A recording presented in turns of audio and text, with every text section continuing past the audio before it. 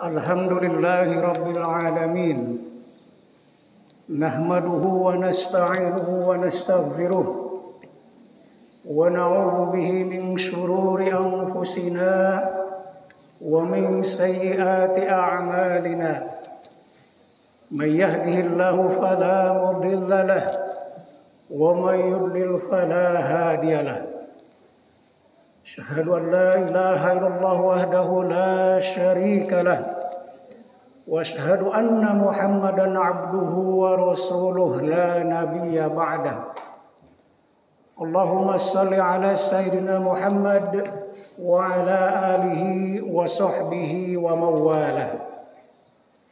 Faya ayuhan nas usikum wa nafsi bitaqwallah faqad fazal muttaqun.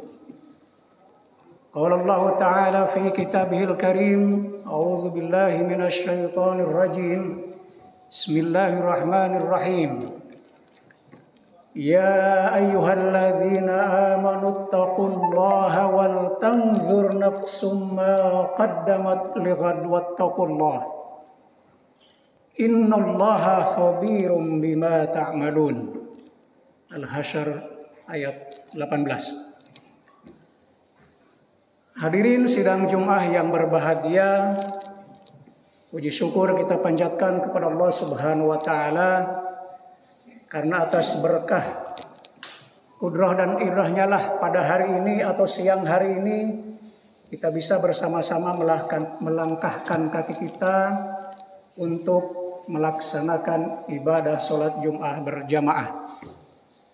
Sholawat beserta salam semoga tetap dicurah limpahkan kepada junjungan kita Nabi besar Muhammad sallallahu alaihi wasallam, juga kepada keluarganya, para sahabat, para tabi'in, para tabi'ut tabi'in, dan mudah-mudahan pahalanya mengalir kepada kita semua. Amin ya rabbal alamin.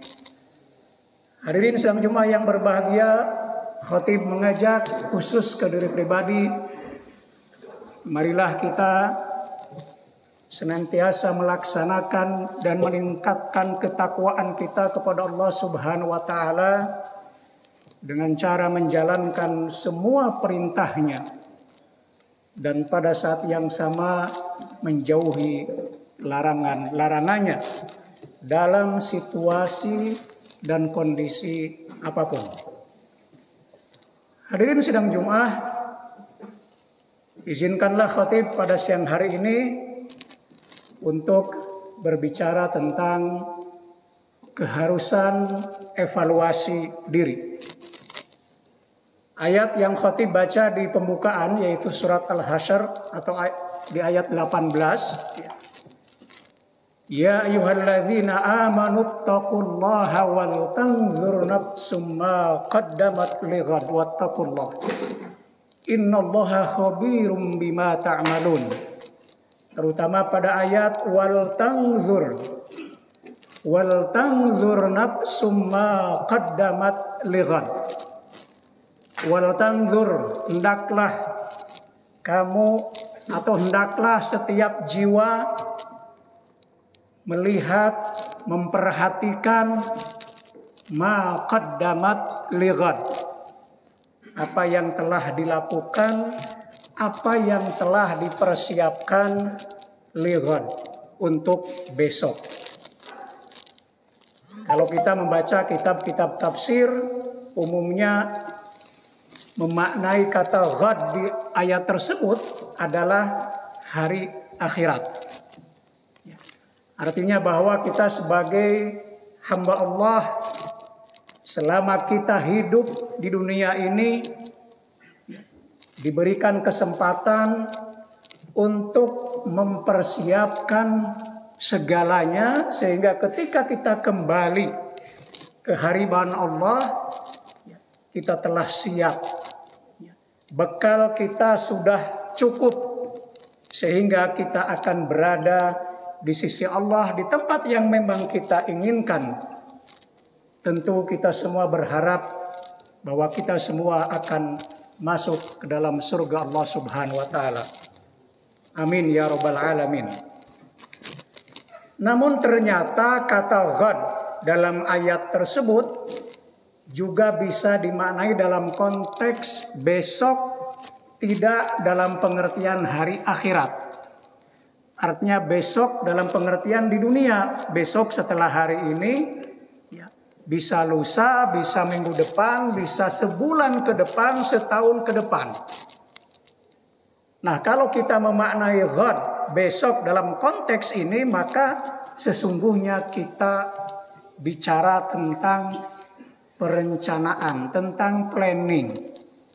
Apa yang akan kita lakukan hari ini, minggu ini, bulan ini, atau tahun ini.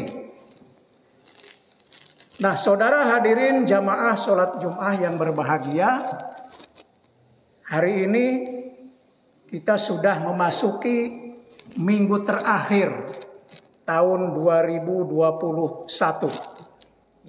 Hari ini tanggal 24 Desember, artinya tinggal 6 atau 7 hari kita sudah akan memasuki tahun baru 2022. Itu artinya bahwa kita akan memasuki suasana baru, ya, situasi dan kondisi yang baru.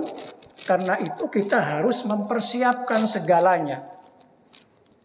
Tetapi untuk bisa mempersiapkan itu, maka ada baiknya atau seharusnya kita melakukan evaluasi terhadap apa yang telah kita lakukan. Maka kata wal tanzur nafsum ma qaddamat, ya di situ fi'il madi, artinya fi'il yang telah menunjukkan waktu lampau, apa yang telah kita lakukan.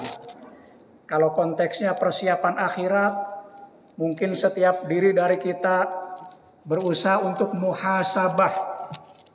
Apakah sebagai hamba Allah selama setahun ini, tahun 2021 misalnya, amalan-amalan kita, tentu yang tahu kan kita sendiri, apakah cenderung kalau kita timbang lebih berat kepada kebaikan atau malah lebih condong kepada keburukan, ataukah sama-sama baik dan buruknya sama.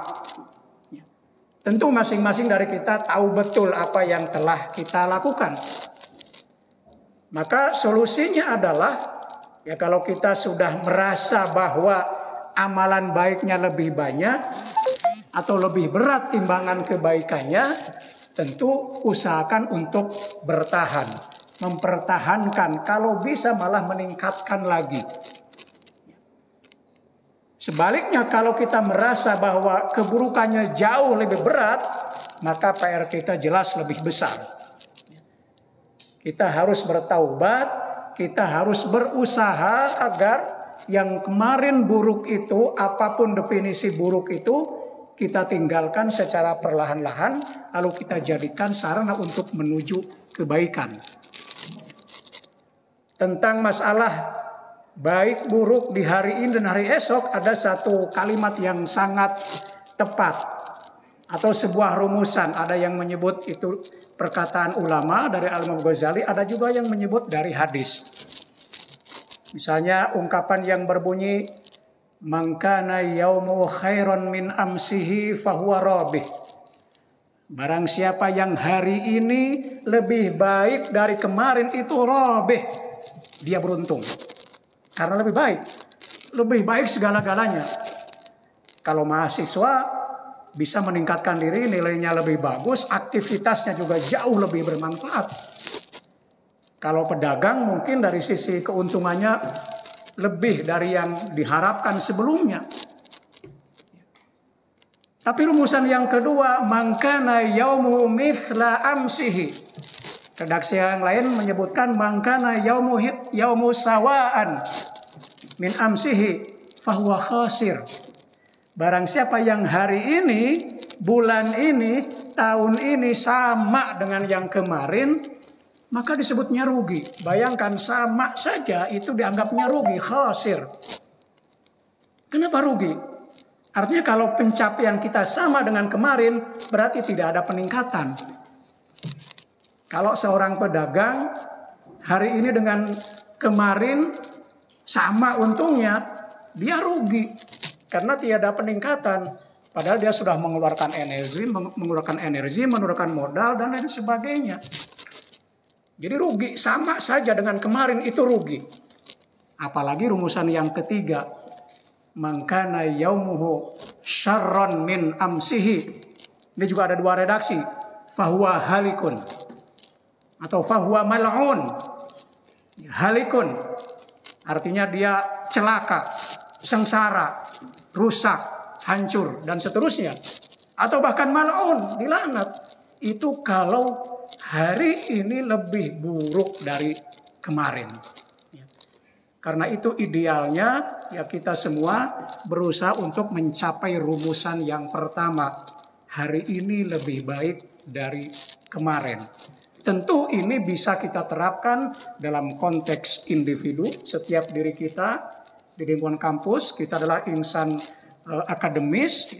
Kalau mahasiswa tentu harus terus melakukan evaluasi terhadap perkuliahannya, mata kuliah, dosen juga sama, tentang metode mengajar dan sebagainya, para karyawan juga dalam kinerja dan sebagainya.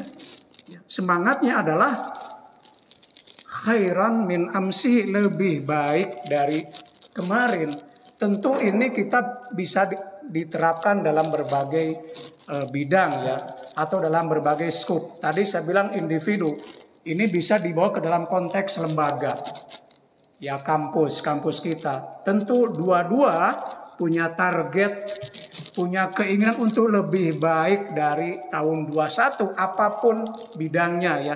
Dalam hal akademis, dalam hal penelitian, pengabdian dan sebagainya. Juga kita bawa ke dalam yang lebih besar, konteks negara. Tentu sebagai salah seorang warga Indonesia kita berharap 2022 ini negara kita akan jauh lebih baik dalam berbagai hal. Ya, mudah-mudahan pandemi juga segera lewat sehingga ya semua hal kita bisa dorong untuk ke arah perbaikan. Intinya adalah mari kita jadikan semangat lebih baik menjadi motivasi kita sebagai resolusi tahun baru 2022. Jadi kata God selain untuk hari akhirat tetapi juga hari di dunia. Dan hari di dunia ini sesungguhnya bisa kita isi dengan spirit untuk hari akhirat. Karena itu sebagai akhir ya mudah-mudahan kita semua bisa melakukan evaluasi diri minimal secara individu. Kemudian berusaha untuk memperbaiki meskipun mungkin secara perlahan-lahan. Demikian khutbah yang bisa saya sampaikan, mudah-mudahan ada manfaatnya. Khusus untuk diri pribadi dan mudah-mudahan kepada semua jamaah. Barakallahu li wa lakum fil Qur'anil azim wa nafa'ani wa iyyakum bima fihi minal ayati wa dzikril hakim wa taqabbala minni wa minkum tilawatahu innahu was samiul alim.